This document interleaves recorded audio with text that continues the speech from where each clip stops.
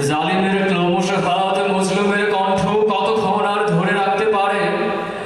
একদিন সেই ঘর্মাক্ত হাত নিস্তেজ হয়ে পড়বে শোষিতের ভারে। আমি সেই মজলুম, আমি সেই চেপে ধরা কণ্ঠ ধারণকারী, পৃথিবীর কোনো এক প্রান্তের লুক্কায়িত শোষণের শিকার হওয়া আসামি। আমি আততায়ী দেশে অত্যাচারীর প্রবল ভ্রষ্টাচারী।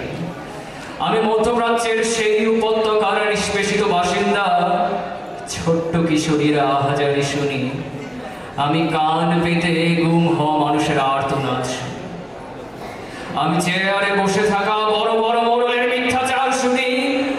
আমি শুনি প্রেয়সীর ক্রন্দনা আরতের ধ্বনি। আমি সেই রাজবন্দী, যে অধিকার চাইতে এসে বন্দী হয়েছিল লুটেরার দল বিনা দোষে যার সর্বস্ব কেড়ে নিল।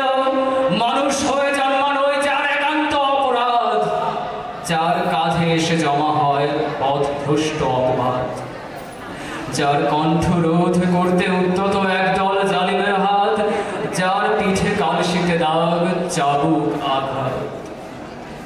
আমার হাতে অস্ত্র নেই, অস্ত্র চালনার জ্ঞান নেই, পৈতৃক ভিটা পুনরুদ্ধার করবার ক্ষমতা নেই। তবু ভীরু জালিমের দল আমার কণ্ঠকে ভয় পায়, আমার কথাকে ভয় পায়, আমার উচ্চারিত শব্দকে ভয় পায়। আমি বিপ্লবী কেউ নই, কিন্তু আমি সেই রাজবন্দী যার মৃত্যুই এনে দেবে বিপ্লব।